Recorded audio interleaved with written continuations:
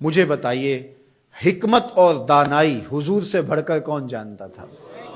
کیسے پیغام دینا ہے، حکمت دانائی کیا ہے، رواداری کیا ہے، یہ حضور کی طرح کون جان سکتا ہے؟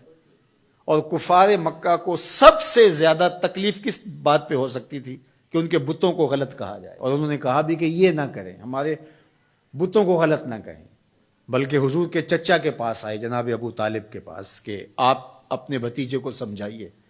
کہ ہمارے بتوں کے خلاف بات نہ کریں، انہیں کوئی دولت چاہیے تو بتائیں،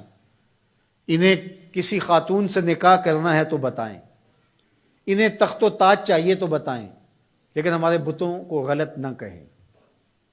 تو حضور کے چچا حضور کے پاس آ کر کے کفار کی یہ بات سنانے لگے، تو آقا کریم نے کیا کہا؟ یا امی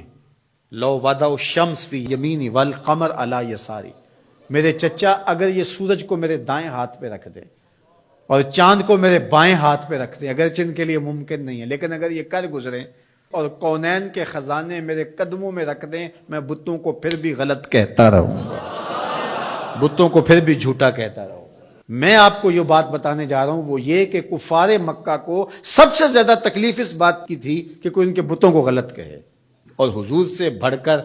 حکمت کون جانتا تھا؟ تو چلو اس بات کو آخر میں رکھ لیا جاتا، لیکن حضور جانتے تھے دین کی بنیاد ہی یہی ہے، کانٹے بچتے ہیں، گڑے کھدتے ہیں، جو بھی ہوتا ہے ہوتا رہے، لیکن لا الہ ہمارے کلمے کا آغاز یہاں سے ہوگا،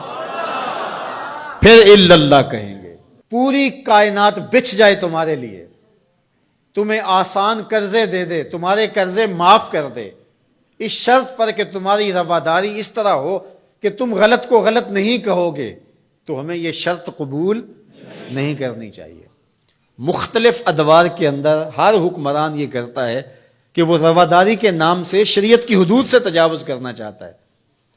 شریعت کسی کے گھر کی لونڈی نہیں ہے، میرے محبوب کا لایا ہوا نظام ہے۔ 25 دسمبر ہو یا کوئی اور دن، ہولی ہو یا دیوالی یا کوئی اور موقع ہو،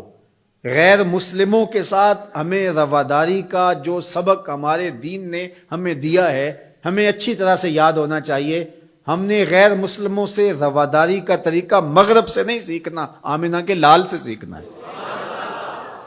تو ہمیں کبھی بھی اس عقیدے سے انحراف نہیں کرنا چاہیے۔ ہمارے آیان اقتدار، ہمارے کار پرداز ذمہ دار حکومتوں کے تخت و تاج کے مالک مختلف ادوار کے اندر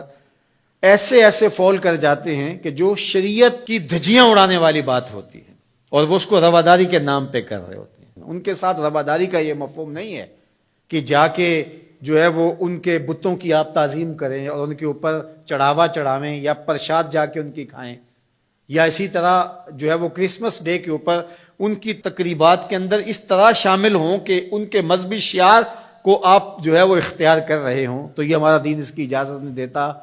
باقی وہ جو بات کہی گئی کہ تم ان کے جھوٹے خداؤں کو گالی نہ دو، وہ تمہارے سچے خداؤں کو گالی دیں گے، تو اس کا مفہوم یہ نہیں ہے کہ انہیں جھوٹا نہ کہو، انہیں غلط نہ کہو، بلکہ یہ ہے گالی نہ دو۔ سب و شتم سے روکا گیا ہے۔ گالی دینا شائستگی نہیں ہوتی،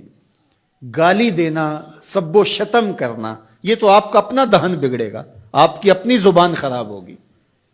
تو اس سے منع کر دیا گیا ہے گالی نہ دو۔ تو اس کا مفہوم یہ نکال لیا گیا کہ ان کے بتوں کا احترام کرو، یہ مفہوم نہیں۔ تو یہ نہیں ہو سکتا۔ رواداری اپنی جگہ پر،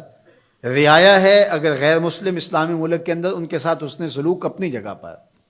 اور وہ ہمارے اسلام نے ہمیں واضح کر دیا ہے، ان کے ایک ایک حق کو متعین کر دیا ہے۔ فقہاء نے اس پر بہت کھلے دل سے بحث کی ہے، کوئی امر مخفی نہیں رکھا گیا،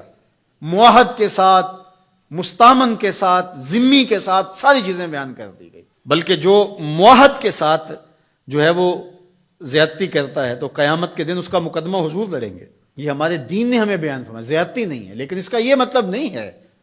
کہ جو ہے وہ ان کے عقائد کو اختیار کر لیا جائے یا ان کے بتوں کے اوپر جا کے چڑھاوے چڑھائے جائیں، ان کے مندروں کے اندر جا کر کے جو ہے وہ اس طرح کی بات کی جائے کہ جو ہمارے شریعت اور ہمارے دین کے تقاضوں کے خلاف ہے۔ تو ہمارے دین کا آغاز نفی سے ہوتا ہے، لا الہ، اس کے بعد ہے الا اللہ، تو اللہ کے علاوہ کوئی معبود نہیں ہے، اللہ ہی معبود حقیقی ہے، وہی معبود برحق ہے۔ ہماری پیشانیاں صرف اس کے حضور جھکیں گی، اس کے علاوہ ہماری پیشانی کسی کے آگے سجدہ ریز نہیں ہوگی۔ اللہ اکبر۔ حتیٰ کہ پیغمبر بھی ہوں، ان کا احترام ہماری زندگی ہے، لیکن سجدے کی اجازت ان کے لیے بھی نہیں دی گئی۔ ان کو اس مقام پہ نہیں کھڑا کر سکتے جو شان معبود برحق کی۔